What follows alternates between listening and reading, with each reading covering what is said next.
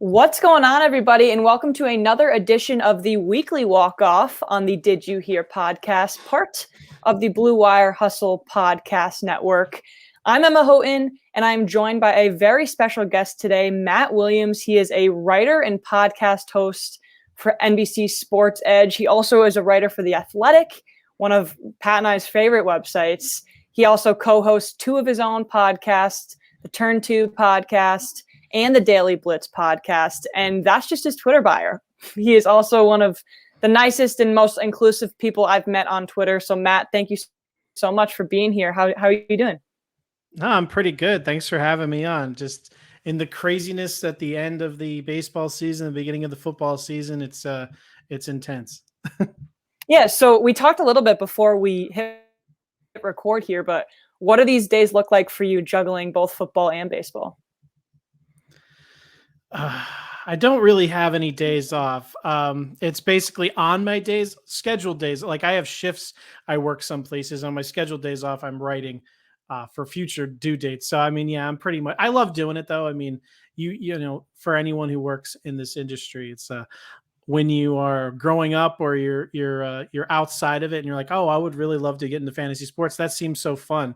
There's like a lot of work you have to do. So it's fun, like anything, like, you know, ask any chef, like you want to, everyone sees celebrity chefs on TV. You go there, you realize they actually like work from like 3 p.m. to 3 a.m. You got to love doing it, which I do. But yeah, it's a crazy and exciting time of year. Oh, I bet. Yeah, I like that anecdote. And it's really the community that comes along with it, too. That's how I got to know you, through one of your Twitter posts. And then I was on Michael Simeone's SP Streamer podcast. There's just such a tight-knit community, which is, I don't know if you can get that much else anywhere else. It's a really, really cool added bonus. Yeah, the Twitter, well, social media in general, I say Twitter because that's where I usually am. It's just, it makes the world so much smaller. You can talk to everybody, people that you wouldn't rather. I mean, there's some people that wouldn't do this at all because they're, you know, whether your family and friends, they may not be interested in fantasy sports at all. And this gives you an opportunity to do it and make friends. I mean, it's been weird with the pandemic. So, you know, even people that would want to try to get together for live drafts and stuff haven't been able to as much this year. They've been able to do that a little more. So yeah, it's cool where you can actually make friends and then actually end up meeting them outside. Not suggesting everyone has to do that. I mean, some people are not comfortable with that and totally makes sense, but you know, sometimes people become good friends in real life. Yeah, I love that type of energy. I had my fantasy draft today for football, but we're here to talk baseball. Let's get into it. Pat and I have done a lot of division-specific, MVP race-specific episodes.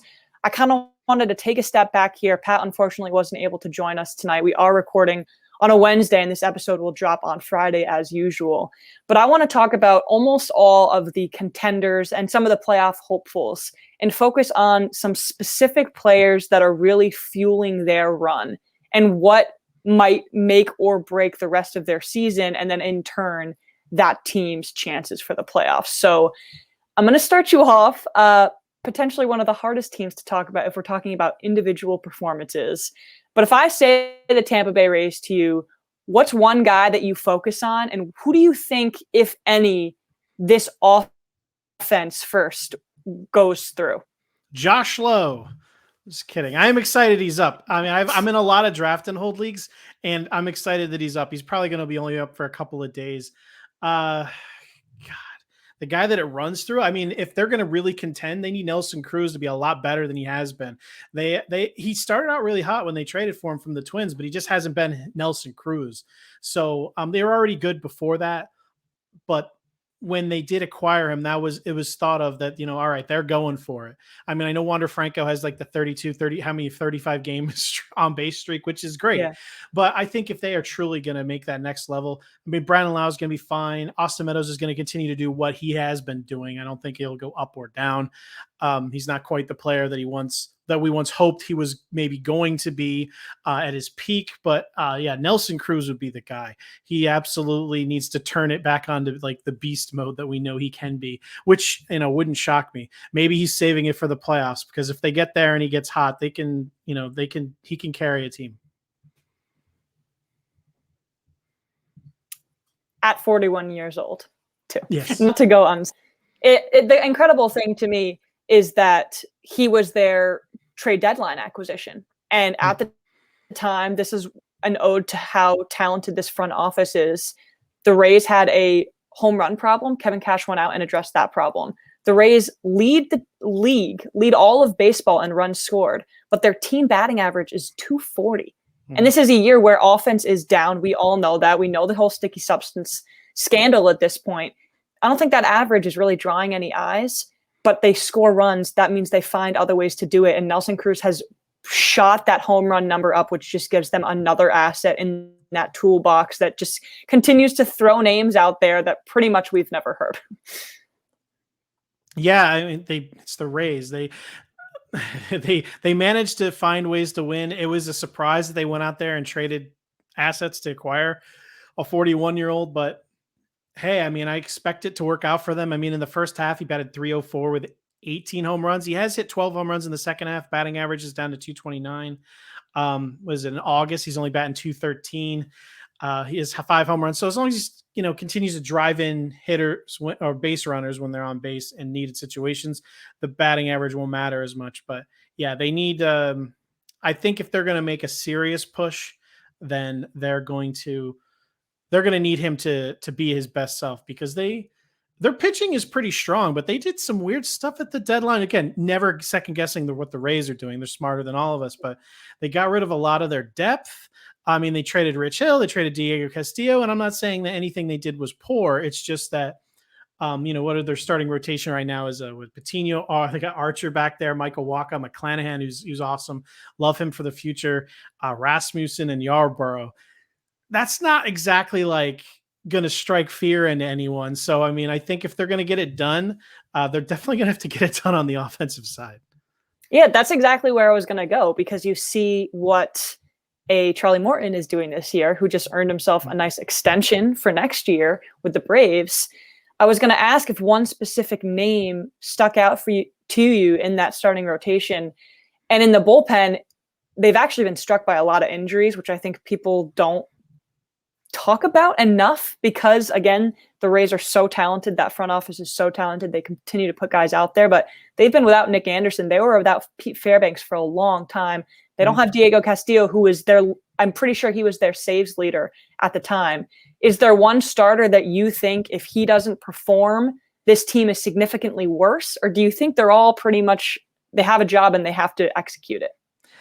Yeah, I don't think the starting pitching is I don't know. I hate the term is what it is, but it is. They don't really have a star. Yarborough hasn't been quite what, at least in fantasy, people hope to be. McClanahan has the ability to be an ace. He does. I think he will be in the future.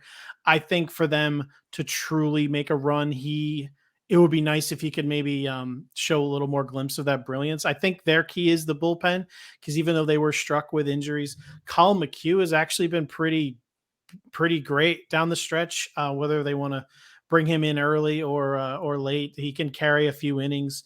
He can even come in and save some games. Like, it's the Rays. They'll have a lot of people changing up, but Fairbanks is back. That JT Shargo, I don't know how to say his name.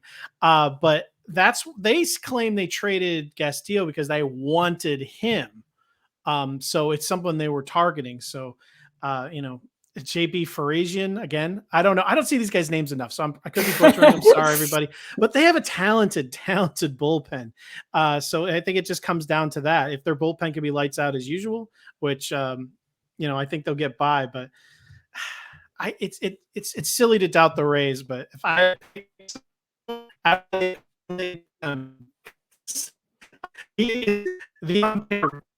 on paper, just they're not scary, and I feel like. There is Chris Hale, to the other teams, but these guys down. Even last year, he said they had like the Chargers in the past. Rich Hill could occasionally give you some solid starts since June 21st. Since the substance, the foreign substance crackdown, he hasn't been quite the same.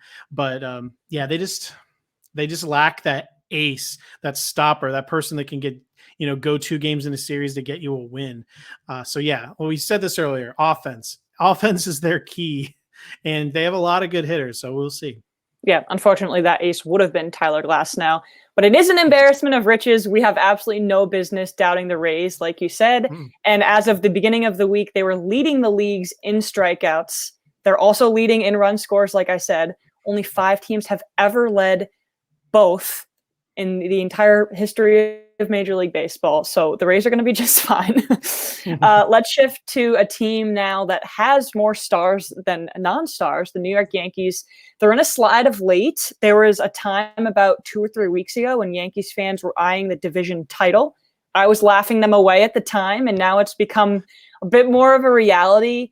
Let's focus on Joey Gallo first. I'm going to ask you straight up, do you think people within the Yankees organization are thinking that was a good get for them at the trade deadline based on the way Gallo's been playing since the beginning of August? I can't see how you could. I never understood the fit from the beginning because of the way he hits the ball. He was never someone who was going to truly take advantage of the park change from Texas to New York. Anthony Rizzo was, not that he's been great, but yeah, the way Gallo hits home runs, he loves to hit it out to center and to right center. He's not a guy who just pulls it straight down to right field. So it's not like this was ever going to be some kind of a massive upgrade like it could be for some other people. It's not like a perfect park for him like it was for DJ LeMahieu or anything. Good point. So, I mean, they didn't give up top prospects, but they gave up a lot of prospects to get him. And I know Glenn Otto is someone that Yankee fans that are familiar with their farm system weren't happy to give up. I think, he can turn it on at any time. Batting average is obviously not a hallmark of Joey Gallo's game. He does get on base quite a bit, but still, since the All-Star break, he was already sliding with Texas and was at 34 at bats. His on base percentage is already down to 235, and it's only been 325 with the Yankees. So, I mean, before that, he was he was a 402. Oh no, his on base percentage is down to 162 with the Rangers, 291 with the Yankees, and it was 402 before that. So it's not just a matter of the home runs, because a lot of people, when they acquired Gallo, were the people that wanted to hate on it were just saying, oh, he's just home runs and strikeout guy. It's not that. He gets on base a ton. At least he did. And that's what made it so great. He had that gold glove and he got on base, but he's not getting on base. So now he is a truly kind of a liability in the lineup. So yeah, he needs to get it squared away. I'm not sure what it is. I don't know. Some people can't play in New York. It's just a thing. Some people just crack under the pressure. It's very, very different than playing in Texas. So yeah, they have plenty of hitters though. I mean, it's not like a one-man band there in New York. But yeah, I would think come to the end of the year, there's a chance that they're going to want to, maybe he might want to get out of there, kind of like Sonny Gray did. Some people, they just crack, and I'm not saying he won't either. It hasn't been too long. Some people, especially power hitters who strike out a lot, are going to get into slumps, but to see him not get on base like he always has, this isn't he always has gotten on base and he hasn't. So that hasn't me worried with Joey Gallo. Yeah, he's absolutely a shell of himself right now. And I think, unfortunately for him, this is what Yankees fans were worried about. He's doing everything that Yankees hitters were doing at the beginning of the season, except it just so happens that he's from the left side. And that's not what they need. At this point, they need players like DJ LeMahieu, and I think that's why the money that he got at the beginning of this past offseason was worth it, because there needs to be some sort of mix-up in that lineup. Now you just have the same guys. You have more lefty hitters, but it's not like Rizzo is getting on base at the pace that anyone expected him to. Yeah, exactly. Things can change. I think that once they get into the postseason, they'll probably end up being happy that they have these guys in there to balance everything out. But Yankee fans are very demanding. All New York fans are. So we'll see how it goes. But the Yankee fans aren't going to take this for very long, and they're certainly not going to take it in the postseason. So hopefully this isn't a nerves thing or an environmental thing, because it's only going to get worse. So the whole thing with Javier Baez, it looked like he may have been cracking. They had the whole problem with the thumbs down, ridiculous nonsense. And then he went on a tear, albeit on the road. It was probably a well-timed road trip for him. But Joey Gallo just needs to break out and get on a roll here. We know he can. But again, part of his game is just being patient at the plate and taking walks. Maybe he's pressing. A lot of people do that. They'll get into a new situation and they'll really want to earn, their due. So maybe it's that. So he has some time. So maybe he can calm down and get this going. Yeah, the Italian stallion isn't getting off to the expectations that he was up. But I also think it's an unquantifiable thing. He was a huge fish in a small pond in Texas, and he is a small fish in a huge pond in New York now. So I want to talk about one more AL team, and I have to keep it in the AL East. It's the Blue Jays, and they have quite literally completely turned analysts around, thinking that now it's going to be Red Sox, Blue Jays in the wild card. Do you believe that? Do you think what they're doing now is a fluke, or is this finally the positive run differential just catching up to them? You mean as far as like you think? You mean positively? Like, in a good way. Yeah. In a good way. Yeah. I mean, the beginning of the year, they always had the problem of pitching. I never understood why they went out and got George Springer, why they went out and got Marcus Semien. Obviously, that's worked out tremendously for at least Semien. Springer's great when he's in there. Mm-hmm. They always needed pitching, and they just refused to address it. And not I'm not talking about going out there and getting one of the big guys. Just get out there and get a couple of small guys. And they weren't doing it. They were happy to have Hyun-Jin Ryu at the helm, but now they got Jose Barrios, who he's about as solid as they come. He's maybe not a true ace, but he can match up with anybody. I don't know if everyone remembers that dueling no-hitters with Corbin Burns to start the year.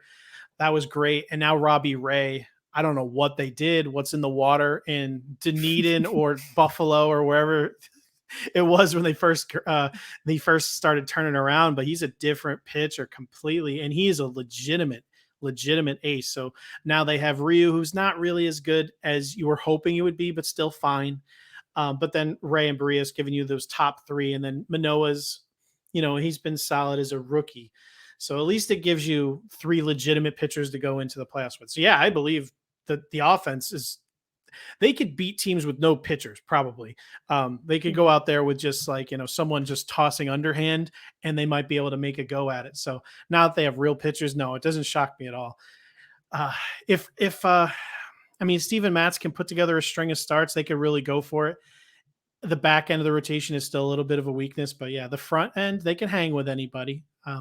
So yeah, I think there's no reason to think they can't go for it here. I completely agree. They're completely embarrassing the Yankees at home. It's kind of exceptional to watch what Semien has done. Marcus Semien, the second baseman, has 38 homers as of Wednesday. That's fourth in baseball. That's right behind Vlad, who has 40. Marcus Semien is going to join the 40 home run club. You expected those numbers out of George Springer, maybe. But to give Marcus Semien a flyer deal, I've been saying it for months. I think it is one of the most impactful offseason signings in MLB history. Absolutely the most impactful this year. And I completely agree with you about the pitching sit too. They went all in on Jose Barrios. They gave up some big name prospects. They also got another year of Barrios. So if Toronto doesn't, they needed it. I know some people don't like how much they gave up. Some people don't consider Barrios an ace. He was the best guy available. Like you said, another year of control.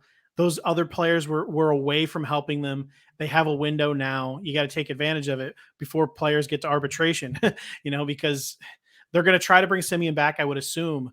Mm-hmm. But, it's going to start catching up to them if they have Springer. And then if they bring back Semien, he'll cost a lot. We'll see if they can bring him back. These guys, these young kids they have are going to start costing a ton. So they got to make it work now. Absolutely. This is their window. And 40 days ago, it didn't seem like that. They got to shore some things up in the bullpen too. With Kirby Yates going down before the season. Imagine what he could have been as the anchor of this bullpen, but I would not be surprised if the Blue Jays are a wildcard team at this point, which is pretty incredible. Let's shift They did get Julian Merriweather back. Fingers crossed. Yep. He was a beast. I mean, everyone can remember how great he was. He threw 4 innings. Yeah. So, we don't know what to expect, but he came back today. We were recording this on Wednesday. So, okay. Hopefully he can help shore up the back end of the pen. Yeah, that'd be really, really important. And the other thing, that Blue Jays pitchers do that not a lot of pitchers do is go deep into games. You can count on Robbie Ray throwing 7 innings almost every single time he's out there. Mm-hmm. Matt's put together a really good outing. Barrios has always had length. Ryu, at this point, it's actually a great move that they went after those guys because Ryu isn't the ace that people thought he would be this year, like you said. So they've got a little bit of flexibility with that bullpen. Let's shift to the NL now.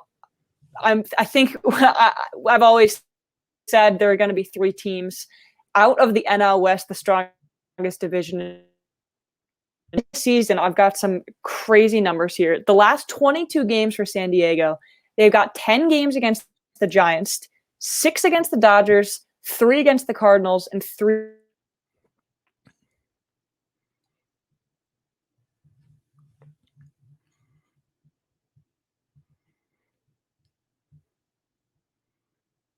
against the Braves. 16 of those. You froze. I'm sorry. I didn't hear anything you said. You were listing you're listing their schedule, and I was waiting for you to unfreeze. All right, so they have these 16 of their. I do know what their schedule is, though. Yeah, my question was, they fare significantly worse on the road than they do at home, and they're facing that type of competition. Do you think that the Padres are gonna sneak into the wild card? Can they stay where they are right now? I don't. I mean, Yu Darvish has been terrible. Chris Paddock has been terrible. Jake Arrieta's in the rotation right now. Joe Musgrove's been fantastic. Blake Snell's been fantastic recently. For most of the year, he couldn't even make it to a decision for like 80% of his starts. I mean, he couldn't even make it through 5 innings. So they absolutely must have Blake Snell continue his Cy Young level of performance. There's no reason to think that he can't. I don't think I would bet on it necessarily with this like really difficult schedule coming up, but they have to have it. Now they need Musgrove and Snell to be great, and they need one of their other pitchers to step up. So giving them Snell, let's just take my doubts away from him. Let's just say he continues on, him and Musgrove. Darvish since June 21st. Again, that's always the benchmark of when they started the foreign substance crack. He has just been terrible. And Chris Paddock has been not quite as bad, but pretty awful. So they don't have a third pitcher, and I don't necessarily think they're going to get one between now and the end of the season. So they have a few teams to deal with right behind them. They have Cincinnati, they have St. Louis will be fighting with them. And they have the Phillies are right there. The Mets are like 3.5 back now. So it's tightening up. So that's just a super difficult schedule. So it's hard because you know what that is? It's the Giants and Dodgers. You would hope if you were the Padres that they wouldn't care about those games, but getting home field and avoiding that wild card game is huge. So they're going to be fighting to win all those tooth and nail. So the Dodgers and Giants are going to be giving them everything they've got to try to avoid that wild card game. So you've got like 2 of the best teams in baseball coming for you. The Cardinals, if they hang in there, it's too difficult of a schedule to overcome, I think, compared to what the others have to do. It wouldn't surprise me if they did, but I think the odds are against them. Yeah, I completely agree. When Jake Arrieta made his first start for the Padres, I quite literally could not believe it. And then he got hurt. Exactly. They had a part of their schedule that they had to capitalize if they wanted to make moves, and they couldn't. And they couldn't beat the bad teams. They couldn't beat the losing teams. So to expect them to go out and make ground up with 16 games against the Dodgers and the Giants doesn't really seem very feasible. Let's shift to the Reds, because I was pretty certain a couple of weeks ago that they were going to surpass the Padres, and they've had some question marks lately. I was going to ask you a really fun question about Joey Votto, but let's focus on their struggles first. Do you think their pitching staff, and most importantly, their bullpen, is strong enough to even put up a fight if they do get that wild card against the Dodgers or the Giants? Yeah, in one game. I mean, obviously the Giants will be giving Gausman. I assume Walker Buehler will be coming out for the Dodgers. Or Scherzer. Yeah, sure. It actually should be Max Scherzer. No offense to Walker Buehler. Yeah, exactly. No, but I mean, they have. I don't know. Do they put Castillo? I mean, I personally would throw Tyler Mahle out there if I were the Reds. I don't know if they would have that confidence to do that, but they have pitching that can hang, and the hitting obviously can come alive at any time. So I think if they're healthy, they can do it. I mean, towards the end of the year in the bullpen, Michael Givens and Michael Lorenzen, it's probably the best shape their bullpen, at least the very, very back of their bullpen, has been legitimately in terms of real talent. Mhm. We'll see if they can, try to hold it together when they have to. It's not quite as bad as some other teams, but yeah, I believe in the Reds. I think they have a good path to get there. I think they have a better path than the Padres to get there. Agreed. And I think it's not like they don't have a pitcher like the Rays don't have a legitimate wild card ace. The Reds don't necessarily have an ace because of the way Luis Castillo has been up and down. But they obviously do have someone that on a single game could get it. I don't think it's a surprise that no matter who they're facing, they're going to be a massive underdog. But I give them a good a chance as any. I mean, who would you rather have? Like, who do you think would have a better chance against either of those teams? Let's just say it's the Giants. No offense to the Giants fans. Like Castillo or Mahle. Wade Miley's been really great too. Or Miley, yeah, they could go with Miley. Any of their guys. Going against Gaussman, or the Cardinals snuck in with, like, I guess Adam Wainwright, the ageless wonder. I would say the Reds have a pretty big advantage offensively. So I don't know. I think whoever gets to the wild card's going to lose. Yeah, pretty much. I mean, the Mets would have had a chance if Jacob deGrom apparently now has like a partially torn UCL. Now there probably would be Marcus Stroman. So there's just not one game anything can happen. Zach Wheeler, maybe. Yeah, Zach Wheeler would absolutely. The Phillies would absolutely pose, I think, the biggest threat in a one-game series. I think they would not have a good chance in a long series. I think the Reds are built better for a long series. I think the Phillies with Zach Wheeler could certainly. Although, would they give it to Zach Wheeler? Or would they give it to Aaron Nola? I mean, I don't see how you don't give it to Zach Wheeler. But sometimes teams and managers, Joe Girardi's very old school. Sometimes you give it to, like, the veteran of the team, and that's Aaron Nola. I mean, I don't know how you don't give it to Zach Wheeler, but Nola's been bad this year. And he always picks it up. Yeah, he always picks it up at the end of the year. So maybe Girardi's holding on to the last hope.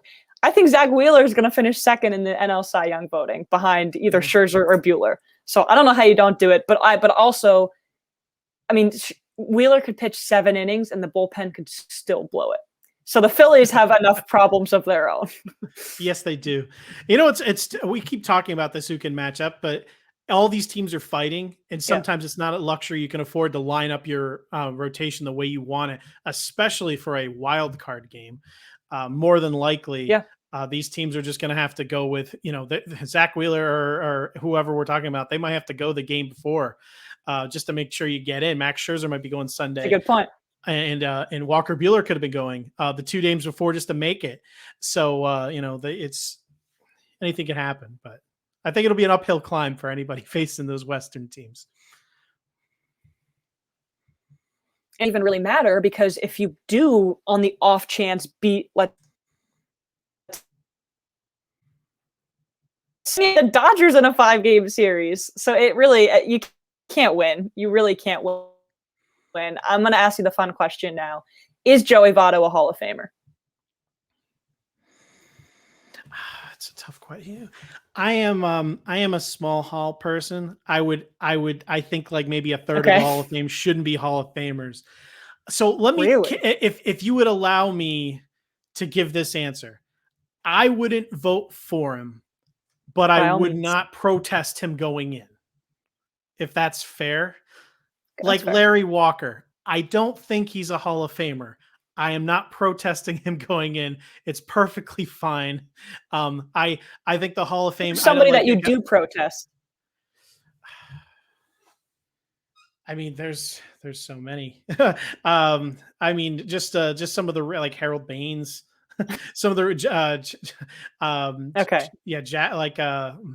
God, there's a lot. There's a lot. I mean, his off the I get your field stuff, his off the field stuff. I never understood why everyone was really going for Omar Vizquel.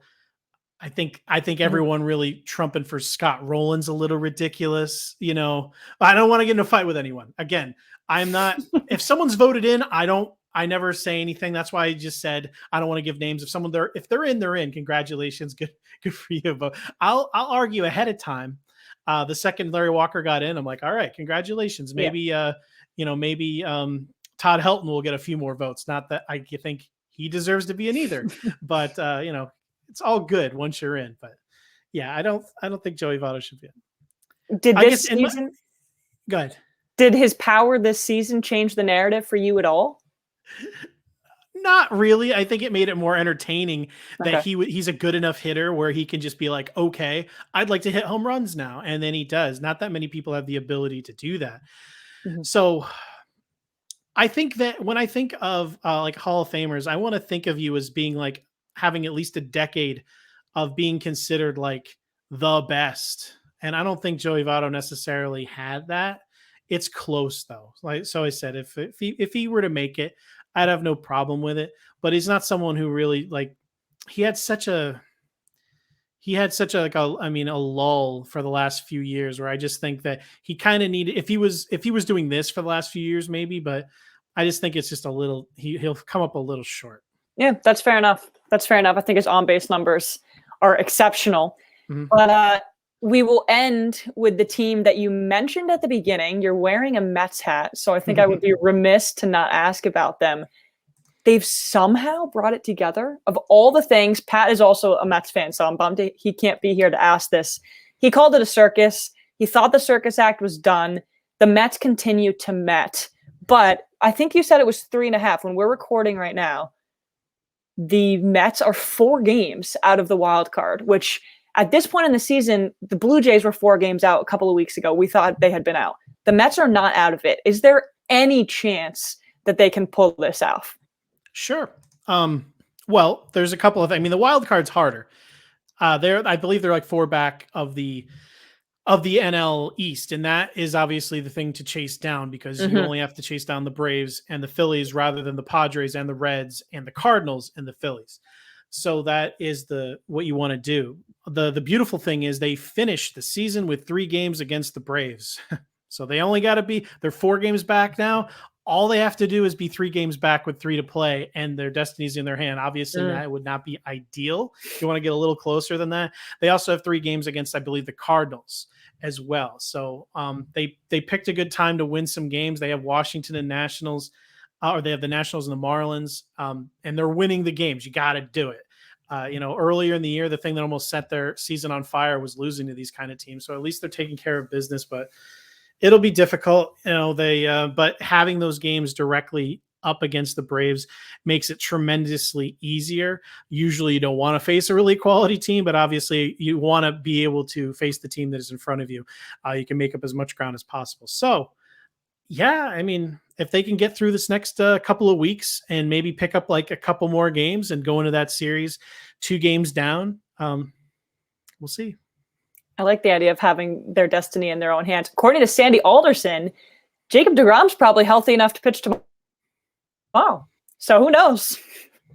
I don't trust anything the Mets ever say. They said no structural damage, no structural damage, no structural damage. By the way, he had a torn UCL. That's not news, they said. Quote, not news. You said no structural damage, and now he has a torn AC. What? Yeah, what? It's comical. Before we go, can you tell me who your favorites are to come out of the NL and the AL and who you've got for the World Series? All right. For the American League, I will say, I'll say the White Sox. Okay. They have to be healthy. Carlos Rodon, he came back they're being really careful with him managing his innings, but he still looks really solid. Lance Lynn's is a beast. Yep. He can't be messed with. So I like them to come out of there. And then for the National League, I will take my Mets away from it because I don't want to be biased, and obviously they have an uphill battle. It's hard not to say the Dodgers. So I'll go with Dodgers White Sox, and I'll go with the White Sox to win it all. Oh, love that. Pat also said the same thing. It's tough to count out the Brewers in that too. I mean, Mhm. I think some of these league matchups are going to be even better than the World Series itself. And I don't know if I you get agree. that every single year. I mean, White Sox, Yeah, Astros, Dodgers, Giants, Brewers, Dodgers, Brewers, Giants. So good.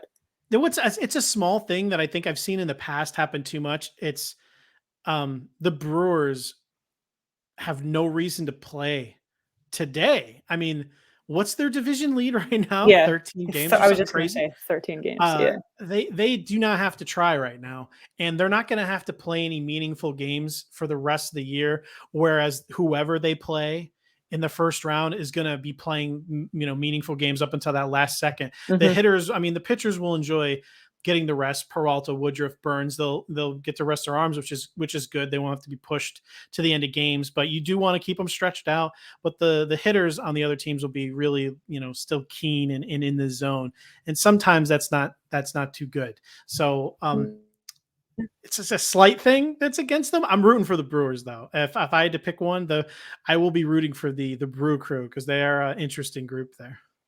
I love that. One of my favorite things is the rest numbers when it comes to games. And when you sweep a series, it doesn't necessarily give you the advantage because Yeah. hitters lose their timing, that whole thing.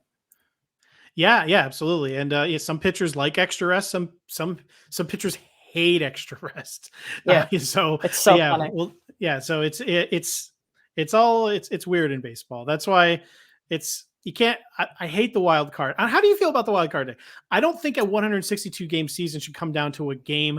I loved having the 3-game series. Like at least you got to win 2 out of 3. It doesn't have to be a 5-game series, but at least make it 3. I think we should at least have that. I completely agree. I think it's unbaseball to have the entire season to play all these I know games it's that don't really matter. people argue with me like it's so exciting one game. I'm like, 3 games is as exciting. Winning Yeah. game 1 is so huge, and then the next game is win or go home, no matter who wins. So, and it's more fair. So I don't know. No, that's how I thought there were too many teams in the playoffs last year. I didn't like the expanded playoff format, but I absolutely loved the 3-game set. It was interesting watching the Marlins take down the Cubs, though. Yeah. Some small market teams. We'd love it. Go Marlins. I'm a huge Kamang fan. Jeter today, obviously. I like what they're building. They're coming. Miami's coming. But Matt, that was so fun. Thank you so much for coming on. I apologize for the technical difficulties if they translated too much. But tell everybody where they can find you and listen to all your content that you're putting out there. I'm everywhere. The best place if you want to talk to me is right on Twitter. You can follow me at MATTWI77IAMS. I keep my DMs always open. Some people want to ask questions. If some people don't want their league mates to see it, which again, I don't, that's whatever. I understand. But if you're too embarrassed to answer, ask a question sometimes, if you don't understand like a certain advanced metric in baseball or anything, DM me. I'll be happy to talk it out with you. I'll explain stuff. We can just talk baseball. So my DMs are always open. But yeah, I always have a weekly column every Tuesday over on NBC Sports Edge. I host Monday morning the Circling the Bases podcast or NBC Sports Edge, and everything else. Check out my Twitter bio, as Emma was saying at the beginning of the show, and you can see where you can find all my stuff. Yeah, it's a busy part of the season. You will stay busy. Thanks for making time for us, and it was fun talking baseball with you. Yeah, thanks for having me on.